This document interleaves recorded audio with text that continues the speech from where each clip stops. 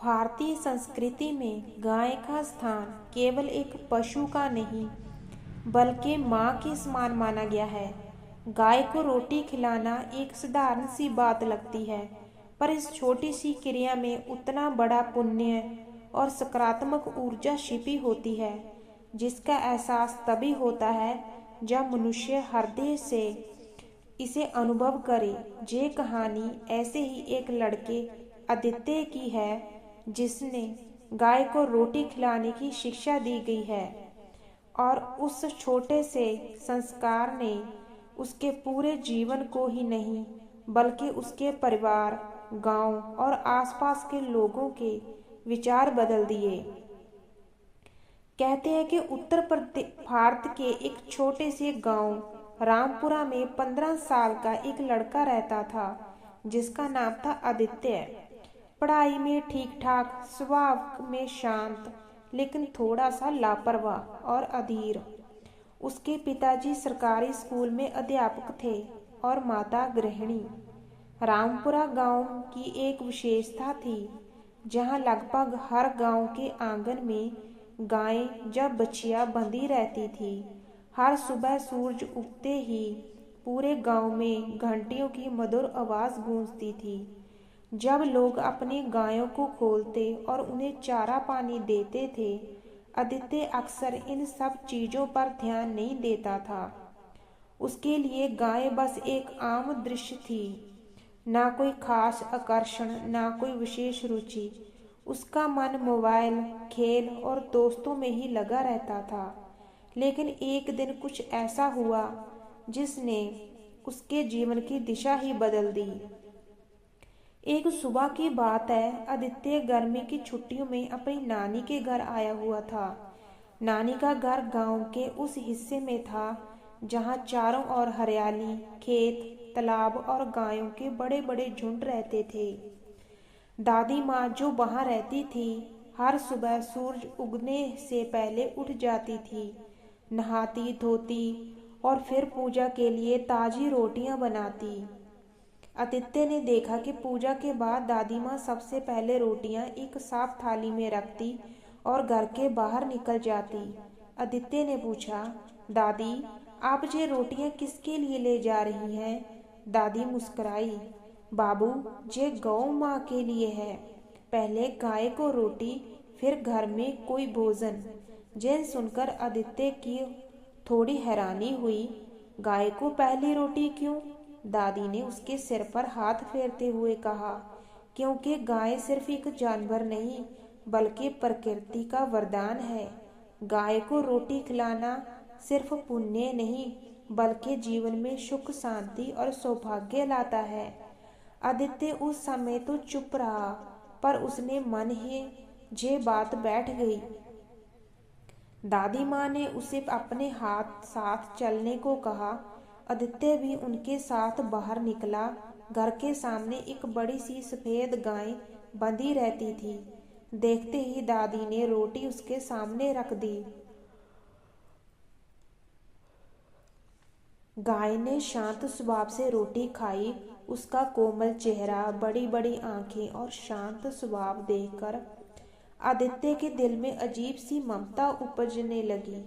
पहली बार उसने गाय को इतने ध्यान से देखा था।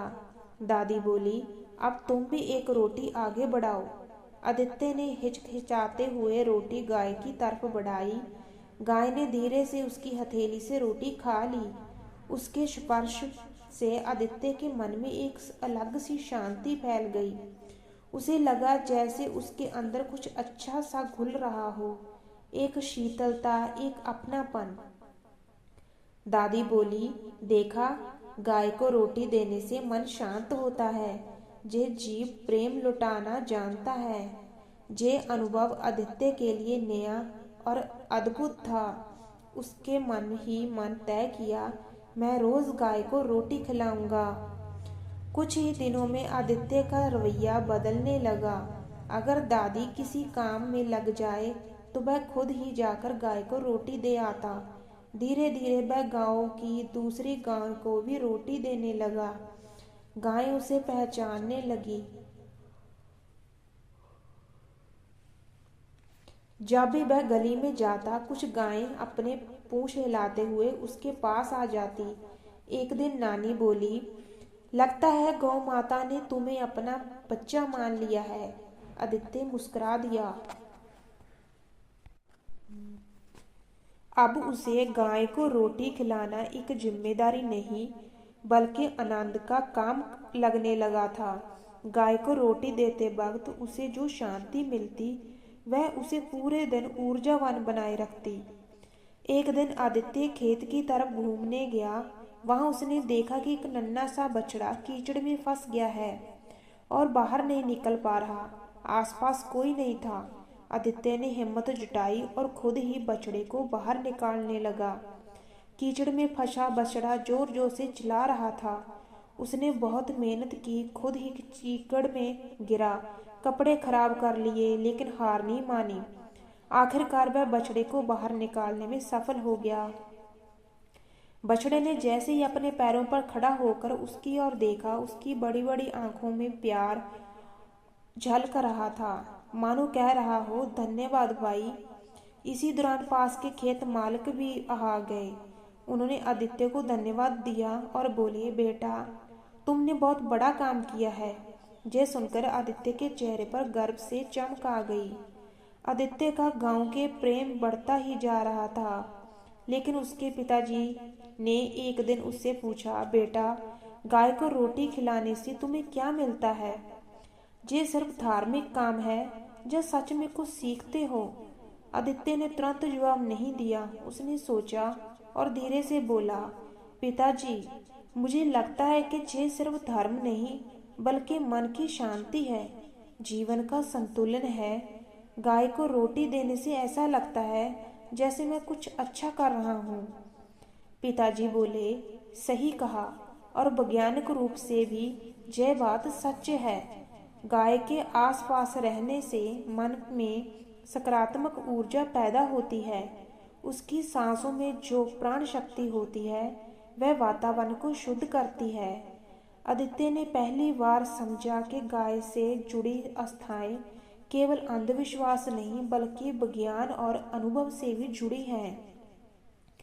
दादी माँ ने एक शाम कहानी सुनाते हुए कहा, बेटा किसी भी जीव को रोटी खिलाना दया का काम है, लेकिन गाय को रोटी खिलाना विशेष इसीलिए माना गया है क्योंकि गाय हमारे परिवार का पोषण करती है, दूध देती है, गोबर खेतों के लिए उपयोग होता है, गौमूत्र औषधि है।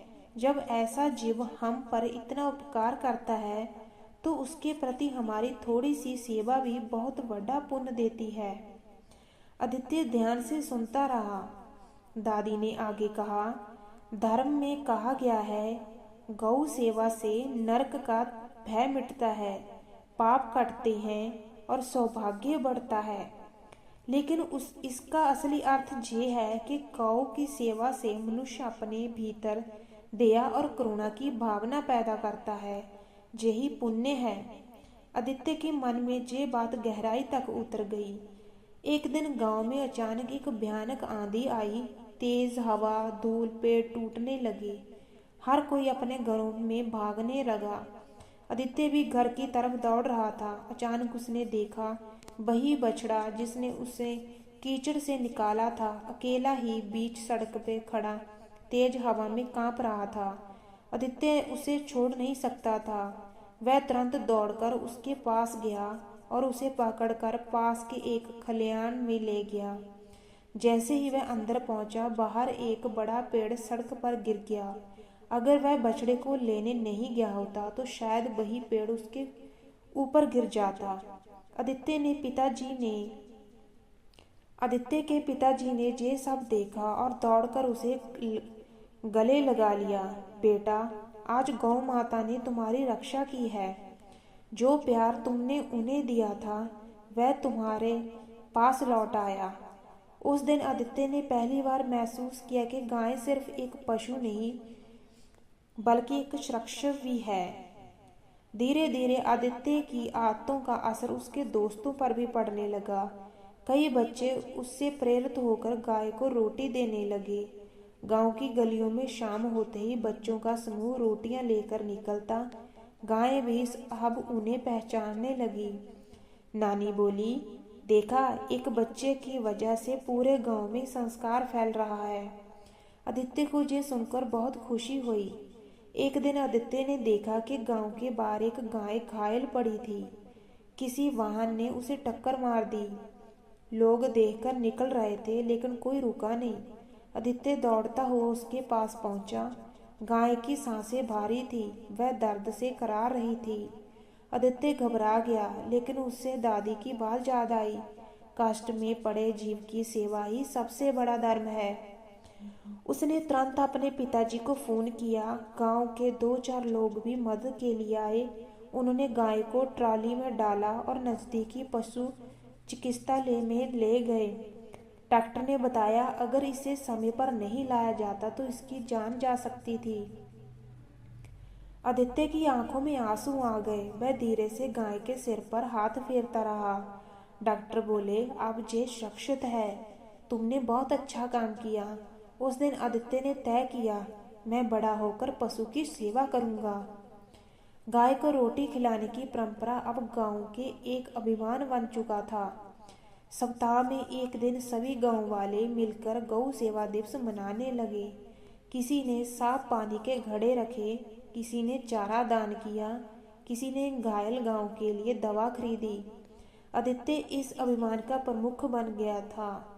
कई बड़े लोग भी उसे प्रभावित होने लगे। कुछ ने तो गांव में गौशाला बनाने के लिए दान देना शुरू किया।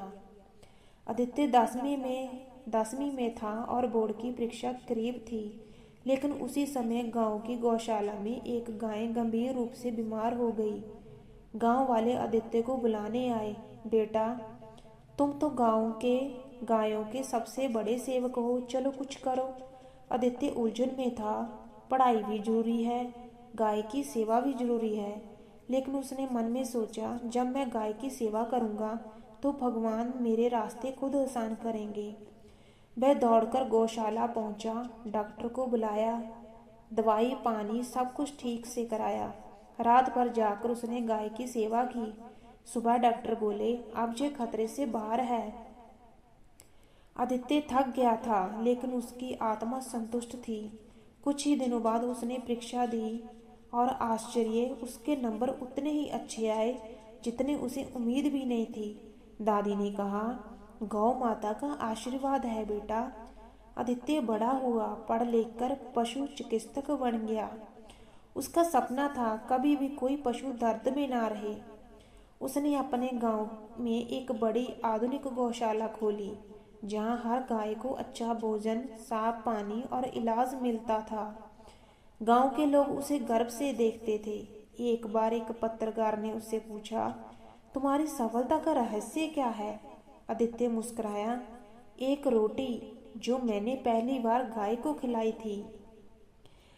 आदित्य की कहानी के माध्यम से हम समझते हैं कि गाय को रोटी खिलाने से मन में शांति और सकारात्मक ऊर्जा आती है।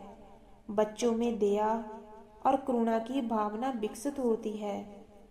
जीवों के प्रेम करने वाला मनुष्य कभी किसी का बुरा नहीं सोचता।